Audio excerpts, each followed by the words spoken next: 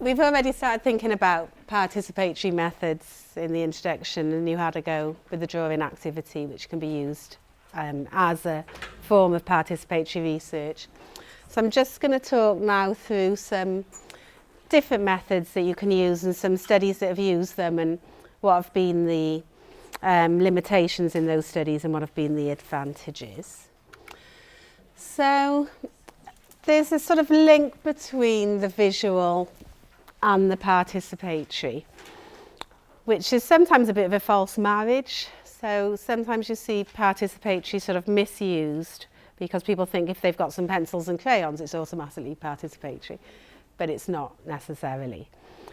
But the idea of this easy marriage comes in this sort of history of how the visual's been used before. So if you think about traditionally, all of our written records were created by the aristocracy or the clergy. So it was only a particular form of history. And marginalised groups' voices were missing from this history. So we have all these historical documents, but they're all to do with power and authority, because only some people could keep written records. And oral cultures are also often dominated by hierarchies or gender divisions. And there's been a lot of women's invisibility. So if you think about the word history, it's his story. That's what the word is when you break it down. So her story is often missing, and so are the stories of other marginalised groups.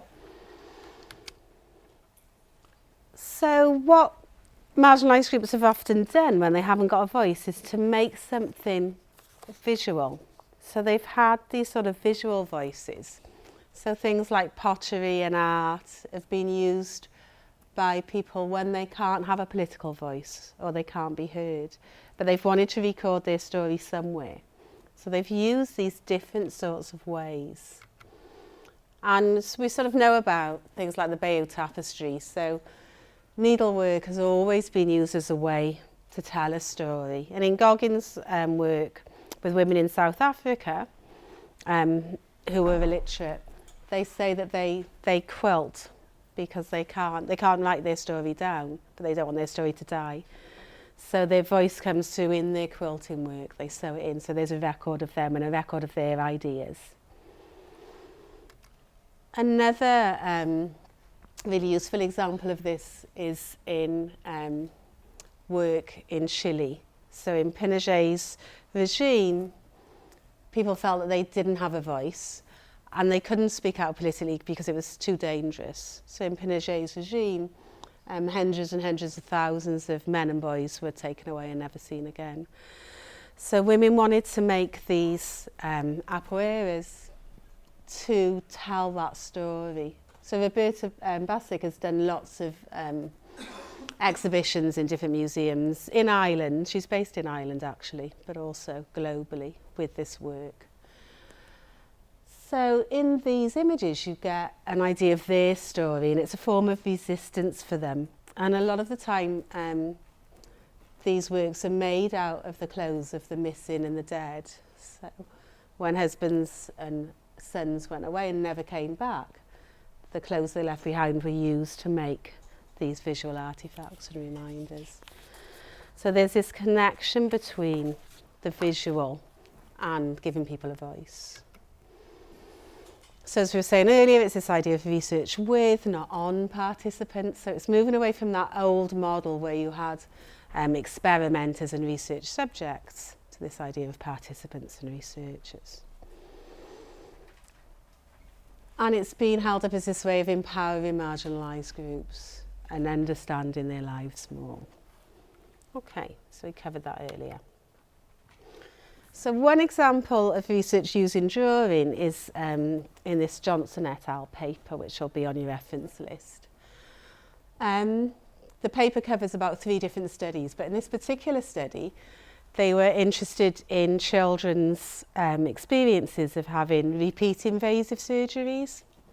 So they wanted to try and understand that from the child's perspective. So they asked children to draw their experiences, and then they talked to the children about these drawings.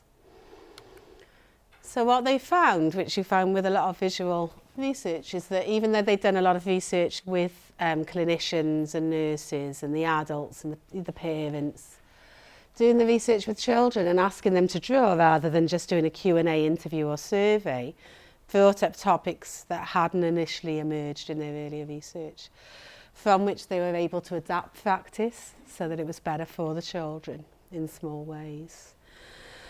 So they thought it was really useful to do the drawing. They thought it was really useful to do the elicitation because the drawings on their own couldn't tell the full story. It shed light on unexpected issues.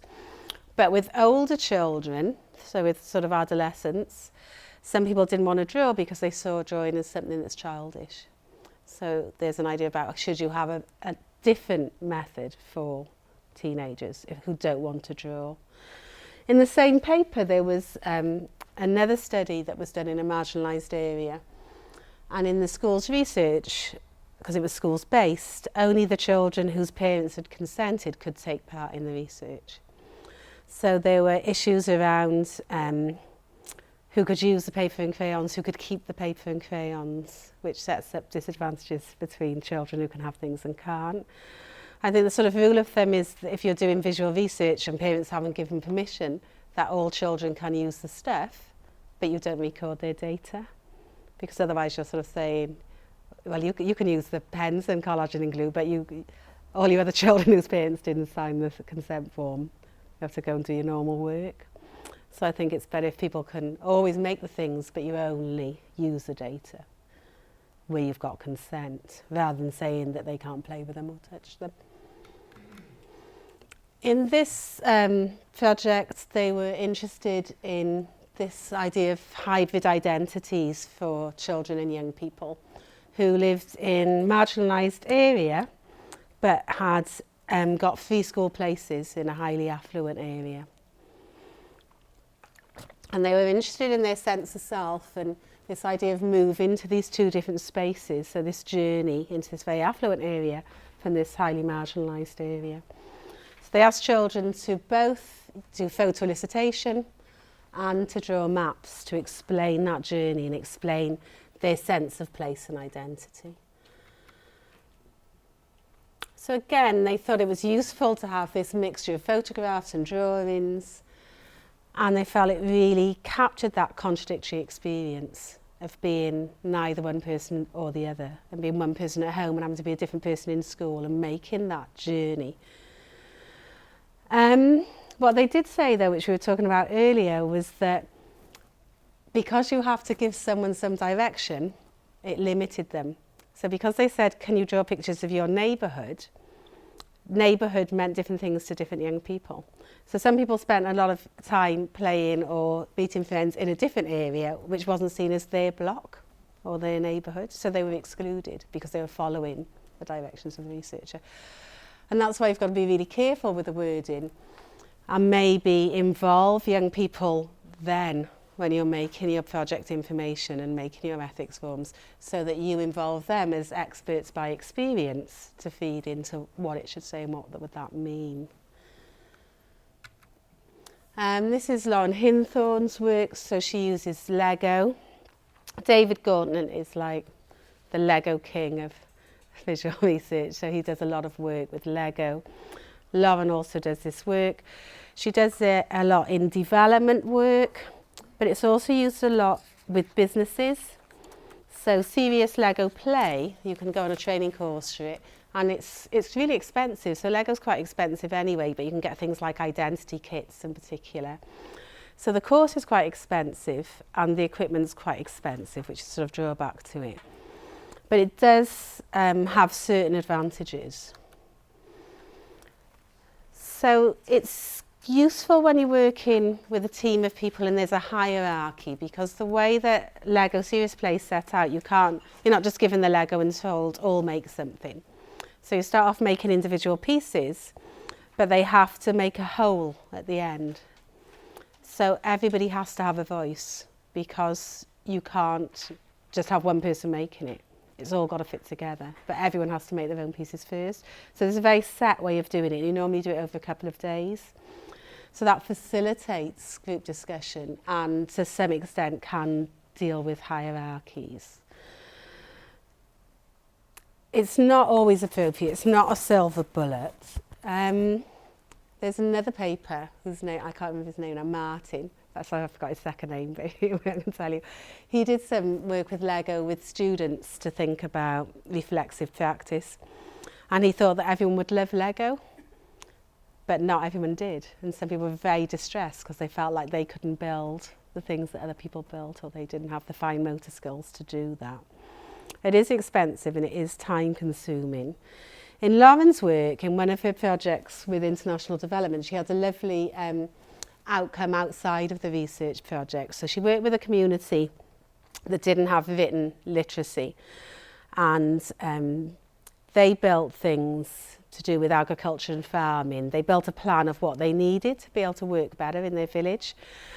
And after she'd gone, they had all the photographs of this model, and they took the photographs to their sort of our equivalent of local council, and they got the funding to build the actual thing in the village through the use of the visual images.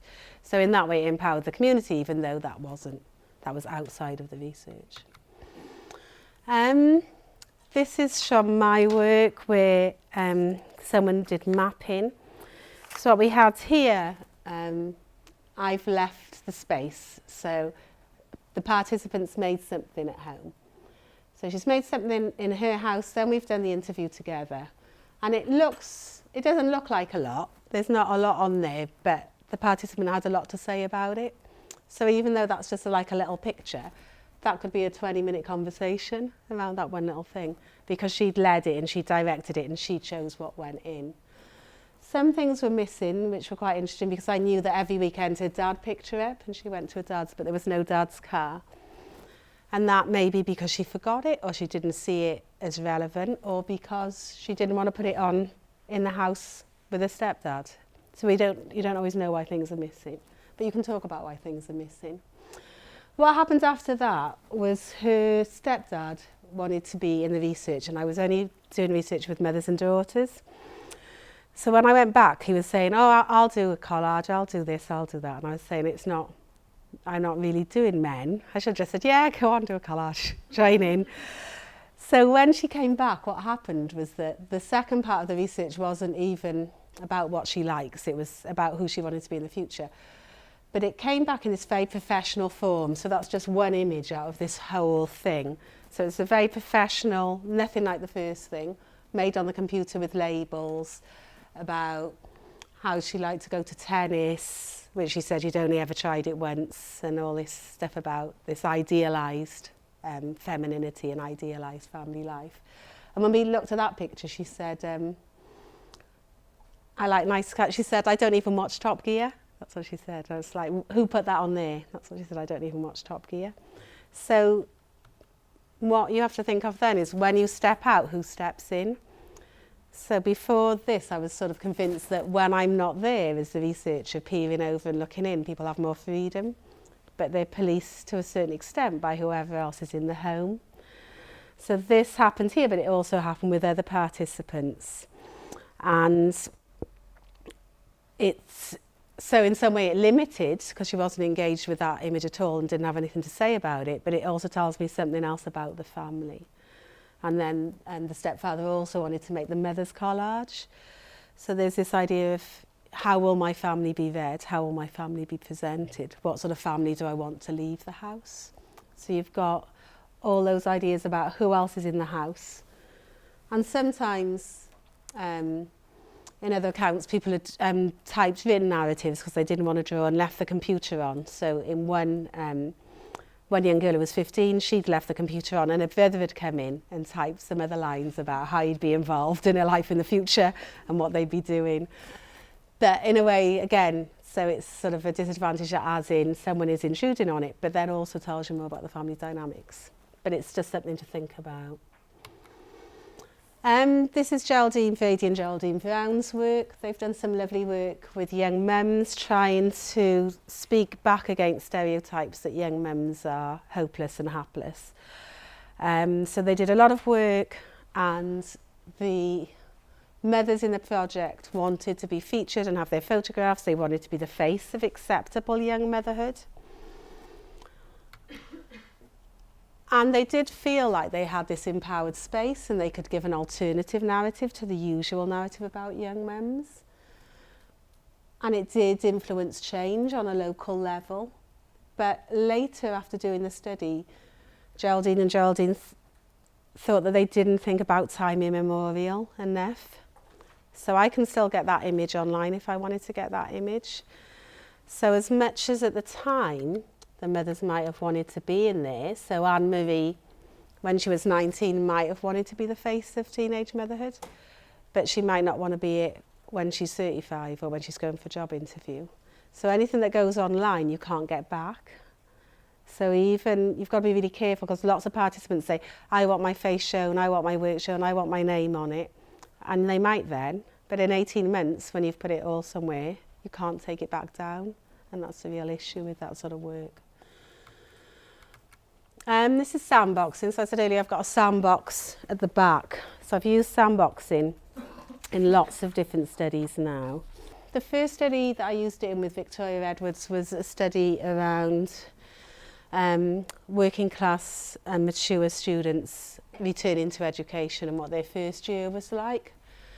So here you've got someone who's a mum saying that they can't cope, and they're like moving their arms but they're sinking like in quicksand because they're just too busy and they can't do it all, which is why sand's quite nice, because you can bury people and lift people and raise people and draw lines, so it's quite nice to have that sand base.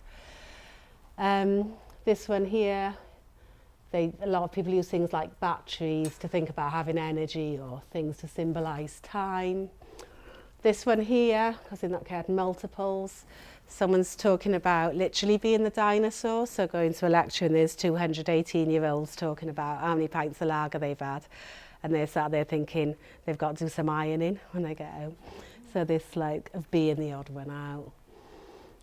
So they're quite good as well, because often they have fences and things you can use to divide, so people will use a positive and negative version of a question. So you can use it for all types of questions.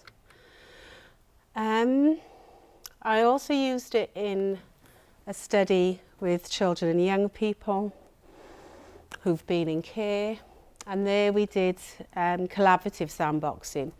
So I made a sandbox and they made a sandbox about who they wanted to be in the future, and then they could interview me about my box and I could interview them about their box, which is quite nice because they get to know something about you rather than you continually asking questions and taking something around them. They're really good for metaphorical work, because sometimes the figures will be used literally, but a lot of the time they're used metaphorically, which makes you think in a different way, because you have to find something that tells that story for you. The other thing that I like about them is that they have no connection with the person. So once, you wouldn't know who did it by looking at it, so it's not like photograph or film. There's no attachment. So it means you can use them in dissemination. So you can use the pictures or you can make films with them and they don't connect with that person. There are costs involved with sandboxing, but you can. So I said, like, my first one was a homemade kit. So I just bought the sand from Mothercare, which is like £4 for a big tub of sand. You could literally use cat litter trays. You could you couldn't have a cheap alternative. And in the first one, as well as having like little child's figures, we had things like conkers, keys, shells. So you can make a kit with 3 things. They're heavy. They're okay if you're just like meeting one person, but if you've got a lot of people, the sand makes them really heavy, so they're a struggle to transport. Which is why I've got the picture of the fuzzy felts there, because that's what I've been using recently, because fuzzy felts are great in terms of weight. So you can take lots of fuzzy felts in your bag where you can't take lots of sandboxing. So it depends if you're doing individual work or group work, but that's a nice alternative, and I've got those in the back.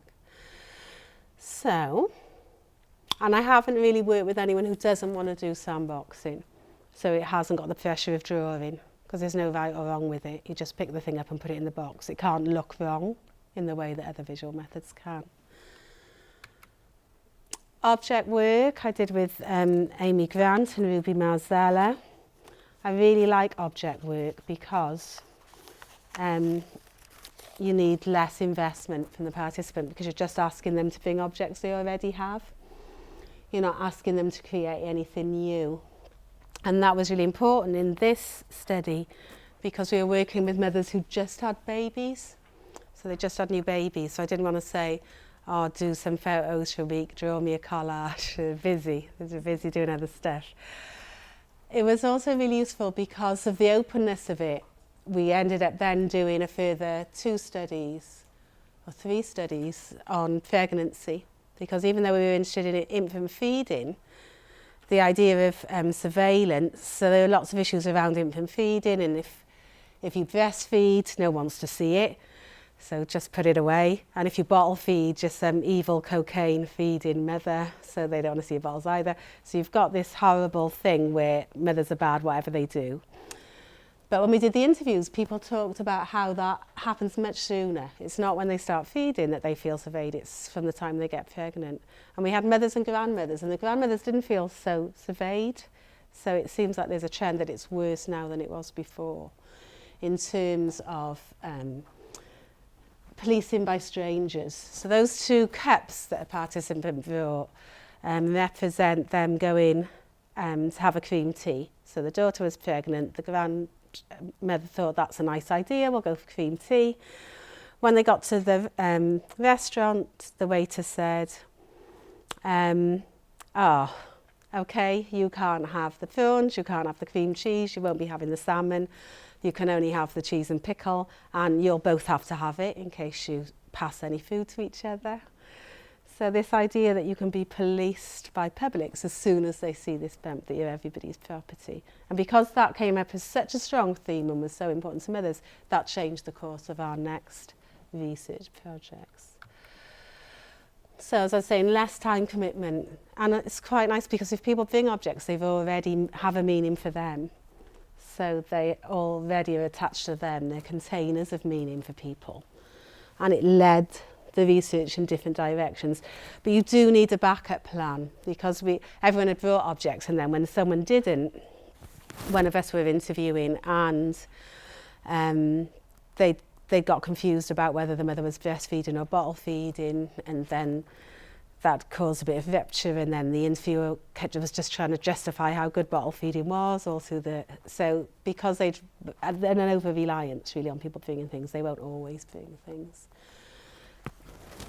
Both this sort of object work and sandboxing as well, as I said earlier, sandboxing comes from psychoanalysis. So it comes from the world technique by Lowenfeld. So it's got a psychological basis, but we used it as a method of sandboxing.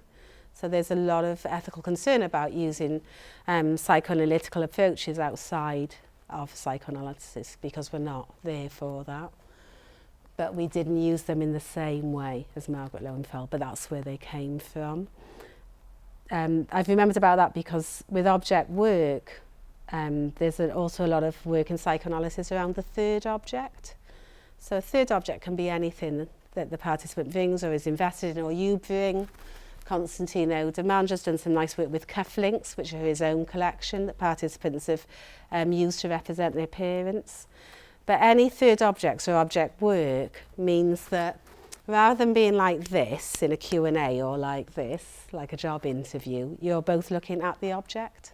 So it elicits a more comfortable space for participants. Okay.